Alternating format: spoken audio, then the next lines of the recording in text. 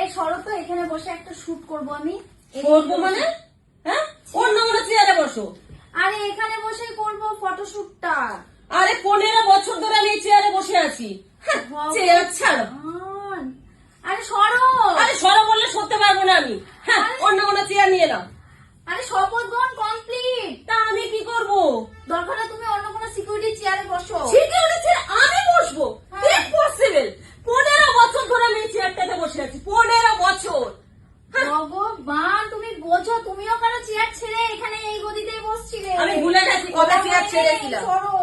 আরে ভাই, আমি সেকেন্ড হয়েছি।